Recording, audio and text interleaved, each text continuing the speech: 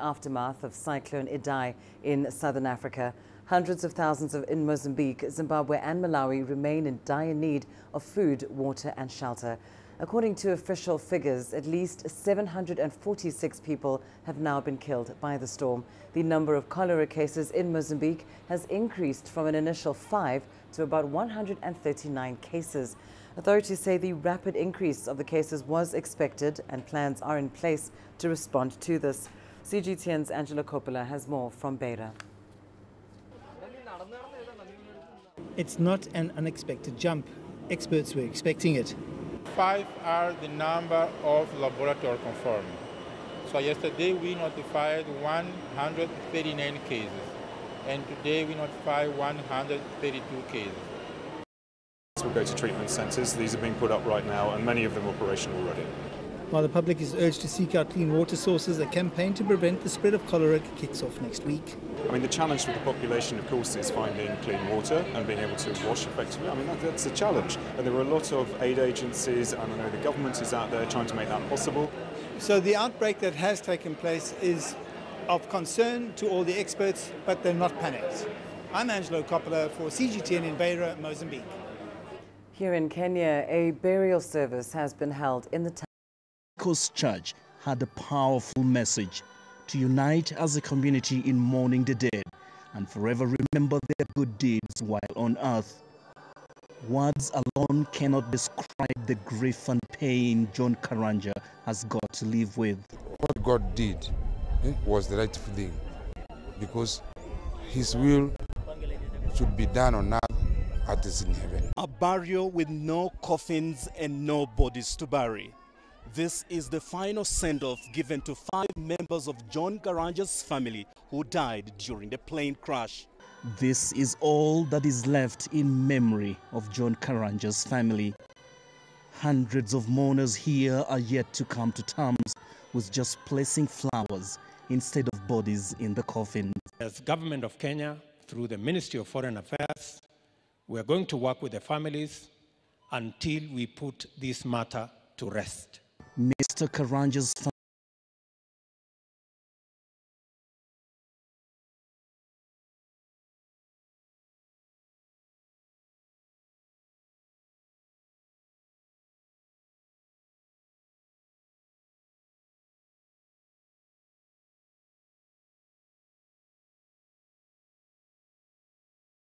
family's sudden death came as his wife was returning from Canada, where she had gone to help our daughter Caroline Karanja, who had just given birth and had 2 other young children to look after. March 10th will forever be remembered as a dark day that took the life of Mrs. Karanja, their daughter Caroline, and our children Ryan Joroge, Kelly Paul and Ruby Paul, the little baby boy who was just 9 months old. The Ethiopian Airlines Flight 302 crashed minutes after takeoff southeast of Bishoftu, killing all 157 people on board. Daniel Arap Moy, CGTN, Nakuru, Kenya. The United Nations Security Council has agreed to extend its peacekeeping operation in the Democratic Republic of Congo until December. This is to allow time for a withdrawal plan to be drawn up for the mission. Secretary General Antonio Guterres has been asked to present a strategic review no later than October. The move to draw down troops follows presidential elections that ended Joseph Kabila's rule. This raised prospects for stability in the vast mineral-rich country. The 16,000-strong MONUSCO mission is the UN's biggest and most costly. It has been present in the DRC for 20 years. Let's go to Tunisia now, where leaders from the Arab world have been gathering for a crucial meeting. Ahead of the 30th Arab Summit, Arab ministers of foreign affairs highlighted some urgent issues, including the situation in Syria, the occupied Palestinian authorities, Libya, and the U.S. president's recognition of Israeli sovereignty in the Golan Heights. The Arab foreign ministers held the preparatory meeting for the Tunis 30th Arab Summit. 21 proposals were discussed by Arab delegations, especially the chaos in Syria and its impact on neighboring countries. Syrian cities and infrastructure were destroyed with millions of refugees. We must care about Syria, which is a brotherly country.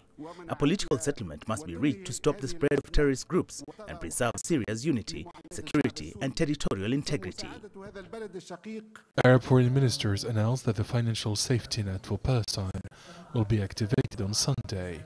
They unanimously expressed support for Syria's sovereignty over the Israeli-occupied Golan Heights. We all insist on the constant support for the just cause and the legitimate rights of the Palestinian people. In addition, the U.S. recognition of Israel's rule over the Golan Heights will cause chaos and prevent peace, which will not be reached without ending occupation.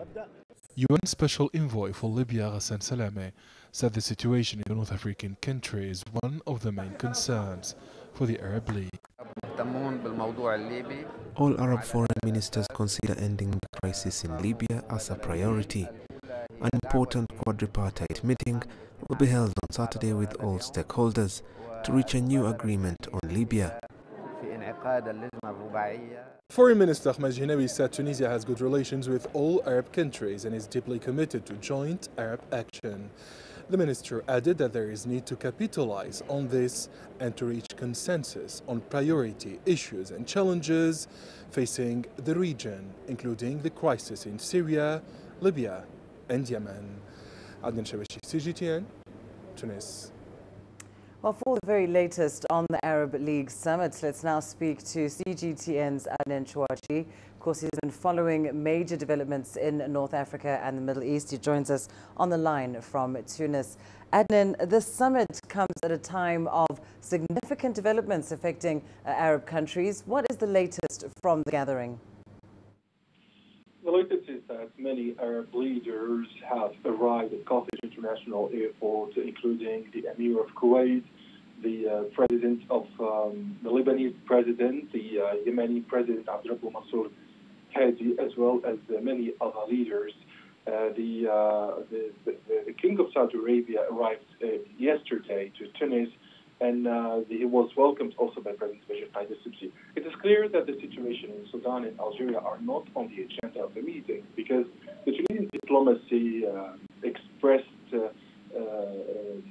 said that the interference in the internal affairs of any Arab country is rejected by the Tunisian diplomacy. So the main issues which will be discussed are the situation in Yemen, the situation in Syria, and the situation in Palestine. For the Tunisian diplomacy right now, we are expecting other Arab leaders to arrive late tonight before the meeting tomorrow morning. The situation in Libya is also on the agenda right now. The meeting is being held in the capital city, Tunis, between the United Nations, the African Union, the Arab League, and the European Union on the situation in Libya in the presence of Hassan Salameh. All leaders agree and the different stakeholders agree that the situation in Libya is alarming, and as long as the situation is unstable in Libya, instability will dominate in North Africa.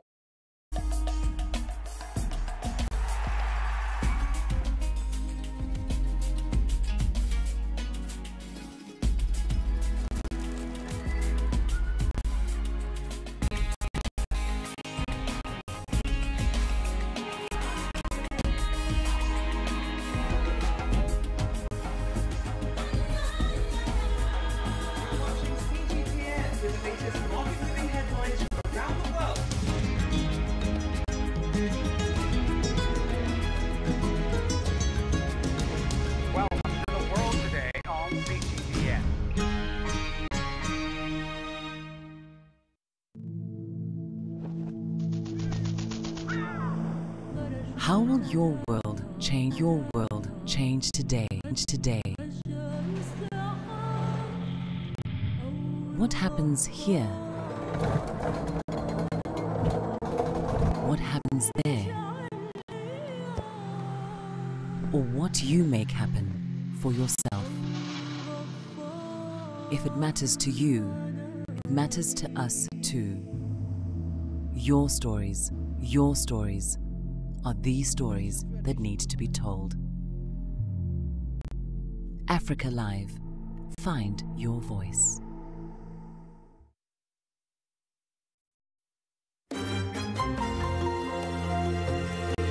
Africa Live. Find your voice.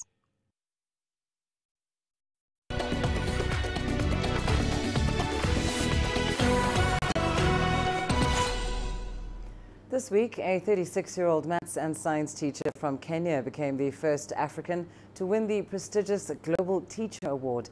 Peter has ambitious plans to use the $1 million prize to improve the lives of his students and the community around his school. Peter teaches at a school in Kenya's Rift Valley region. Many here are peasant farmers struggling to make a living. Education provides a beacon of hope. So like his father before him, Peter decided to become a teacher. Really, teachers struggle a lot to ensure that good things happen. My father was a teacher, and it's like he used to inspire so many people. And not only other people, he also inspired me. And through his great work, I felt that like teaching profession is really something nice that I also need to really do in the future. Peter is also a Catholic priest. His main goal is to improve the lives of those around him inside and outside the classroom. Each month, about 80% of his salary goes towards community projects. He runs a peace club at the school and coaches his students in sciences. He also teaches the community about sustainable farming methods. On this day, Peter Tabichi's life changed forever.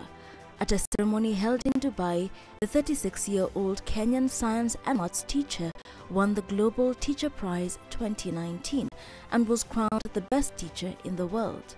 It was a proud moment, one that he hopes will trickle down to transform the lives of his students. And with a Global Teacher Prize of $1 million, he is about to scale up his projects. First at his school, I cannot solve all the problems facing the continent, facing the world. I'm just going to do a few things here and there that other countries, other people will look onto. So food insecurity, I'll try to initiate a project like kitchen gardening, growing of drought-tolerant crops, so that it will be one way of addressing that food insecurity. And then at his community. We don't have enough classrooms. We don't have laboratories. We just have one which is used for multi-purpose, for chemistry, biology, physics, all the science subjects. So I'll try to ensure that they have all of those facilities and they are well equipped.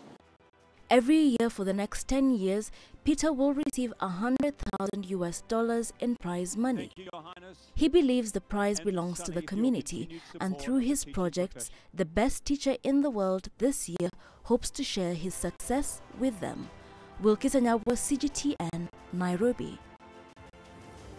In South Africa, one of the University of Cape Town's faculty members has won an award for pioneering work using human urine. The university is currently among Africa's best and has won numerous accolades over the years. CGTN's Renee Delcam has that story. Dr. Dylan Randall at UCT's engineering department is the first African academic to be awarded the prestigious Institute of Chemical Engineers Warner Prize. One of the reasons he won the award was for growing the world's first biobrick using human urine. He says the global award shows that people are open to the idea of reusing urine. There's been actually a phenomenal response. There's been various people interested in the research.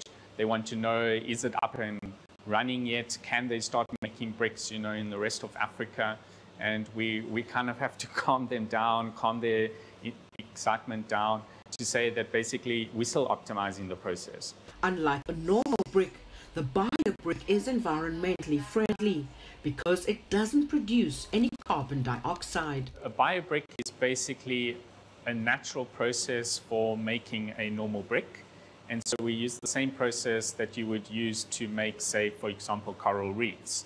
So we utilize bacteria, sand, and the urea found in urine to basically create this biobrick. The team uses the urine donated by university students in its quest to make science accessible to the public. The fact that we're rethinking waste as a resource is actually achieving a sustainable future. So we need to move towards a circular economy where we start recovering value from these various waste streams, urine being one of them. It's been very satisfying seeing the way that we can change the way we view waste to be something that is an important resource. Like, who knew that you could ever make something like this out of urine? And who knows what else we could recover from it if we dare to think outside the box. The next step will be to make the bricks stronger so they'll be commercially viable. Right now, though, the BioBricks research team needs plenty of urine donations and much more funding. Renee Delcam, CGTN, Cape Town, South Africa. Well, let's now shift gears and get into the world of music. The Jazz Festival in the South African city of Cape Town is renowned for assembling some of the world's best talent. Let's take a look at how the latest edition went down. This year marks the Cape Town International Jazz Festival's 20th anniversary. The theme, Partnership for Sustainable Development. 2 days of sensational music attracted both local as well as international fans. You cannot leave out fashion, music, art out of each other. They're all together, they're infused. It's one language, you know what I'm saying? It's all creativity, and that's what it's all about. Affectionately known as Africa's grandest gathering, the festival annually showcases great talent on 5 stages, with more than 40 artists performing. I think that just keep writing and playing live. Live is one of the most important things. And you know, entertaining people, because I think that that's what spreads the name and the energy. I just came here today to listen to the music, to follow some artists I know, and just keep on loving and supporting the people that I know. We're all here about music. The festival is beautiful. I love it. Performers this year included international stars like Chaka Khan, Gypsy Kings, Curiosity Killed the Cat, and an array of African talent, among many others. It's a good coincidence, you know, hey, 20 years, you know, and our message, first for our set, people should not anticipate, you know, like we don't do anything like the way anyone is used to, you know, like we do it our own way, you know, and take your time. It's gonna be weird for the first 3 to 5 minutes, but it's gonna get you, and once it gets you, like, I don't think you'll ever experience anything like what is gonna get you. Over 37,000 music, arts and culture lovers got to get together for the 2 nights. 56% of them are said to be from out of town, an indication of cultural tourism. It's a line of diversity for both the artists and the fans, and many look forward to more world-class entertainment in the years to come. Chomgono, CGTN.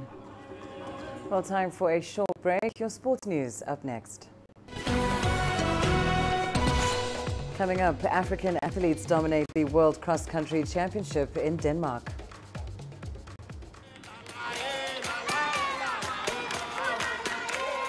Beleza Marcio Lopes has been practicing and teaching capoeira in Cape Town since 1999. Originally developed by slaves in Brazil in the 16th century, capoeira is a mix of dance, gymnastic performance, and martial art, and is practiced around the world. Despite setbacks, Beleza continues to hold on to his dream of celebrating the heritage of African slaves through this unique form.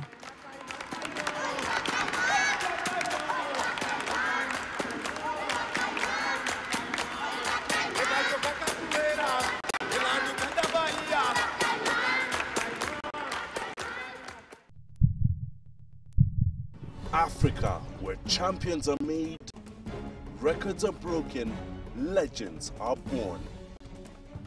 We're there for every goal, for every knockout, for every step of the way. Match Point, only on CGTN.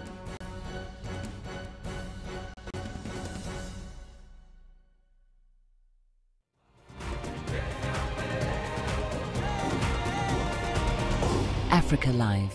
Find your voice.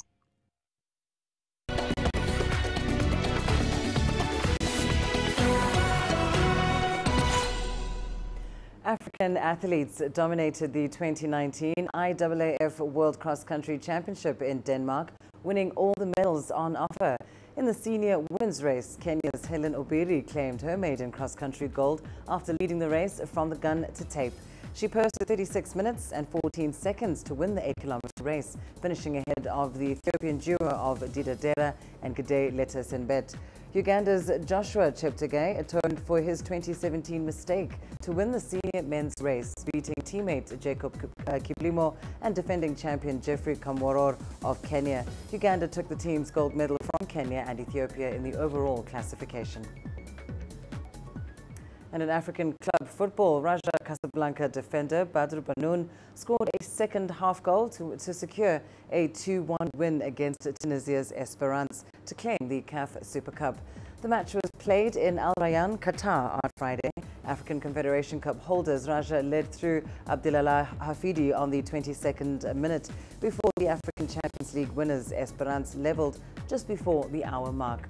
Raja skipper Banoun netted the decisive goal with a neat flick past goalkeeper Rami Dridi to help his side claim a second Super Cup title. We are happy, and more than anything else, it will help me get the players motivated so that they can understand what we need to do in the championship so that we secure at any price our qualification for the Champions League, which is a whole other level of competition more than the Confederations Cup.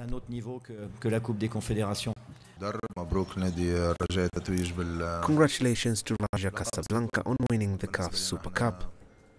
As for us, of course we are disappointed, because to be honest, we did have an eye on this title to win it. But in a game like this, there is the victory and there is defeat.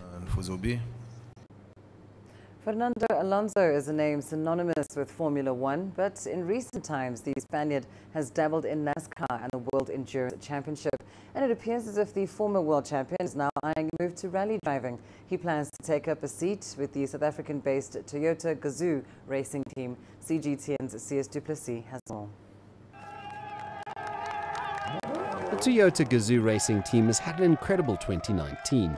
Their triumph at the Dakar has attracted interest from all over the world, including the attention of two-time Formula One world champion and keen Dakar fan Fernando Alonso, who completed a 2-day evaluation test in South Africa this week. I rate all these drivers very high, because I think this discipline in motorsport is one of the most complex ones. You fight against things that are out of your control. You are not in a closed environment like a circuit. You are in an open space. Anything can happen. You need to adapt. You need to be focused for a very long time because the stages are very long. And well, Dakar is the toughest race in the world, so it's not by chance that they call it like that. Former Dakar champion Janil de Villiers joined the 37-year-old behind the wheel and was impressed with what he saw. We've had a lap or two in the car. I just showed him the ropes. I can't teach him how to drive. He knows very well how to drive himself. It's just a case of he's got to get used to the car. He's got to get used to the terrain here. Learn to read the bumps, learn to read the way how you go over the dunes, because that's something obviously he's not used to.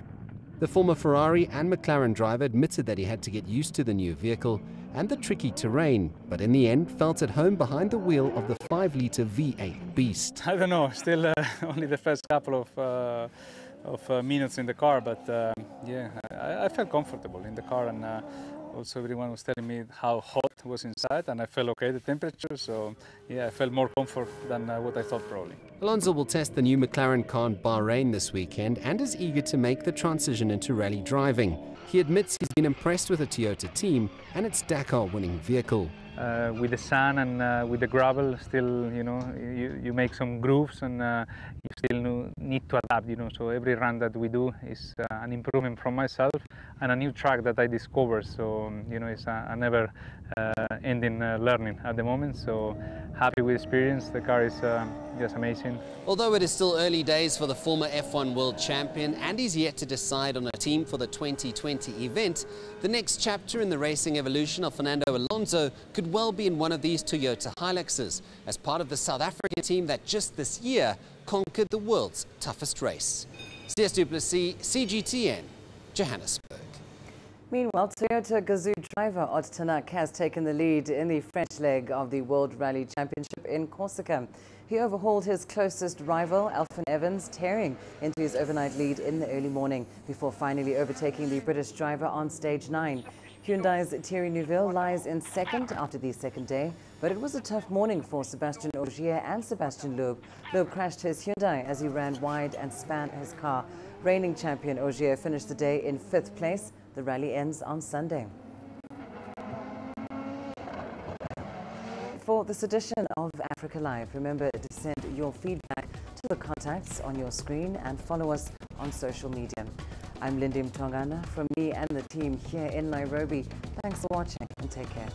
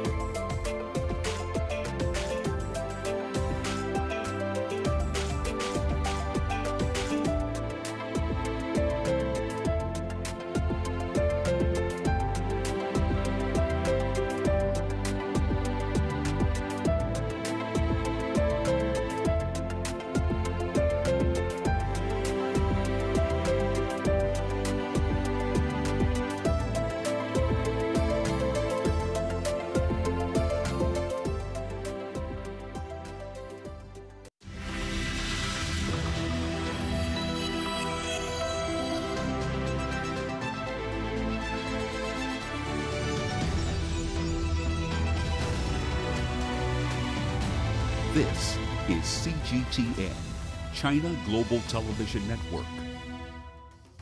Africa's business leaders and policymakers have gathered this week in Rwanda's capital, Kigali, for the 7th edition of the Africa CEO Forum. Top on their agenda is to find ways to integrate Africa's economies. With intra-Africa trade at less than 20% of Africa's total trade volume, how to accelerate the process holds the key to releasing the huge potential of Africa's growing consumer market. This week from Kigali, I talk to Africa's leaders and entrepreneurs to find out the solution for Africa's regional integration and the opportunities it will offer. I'm Beatrice Marshall. Welcome to this special edition of Talk Africa.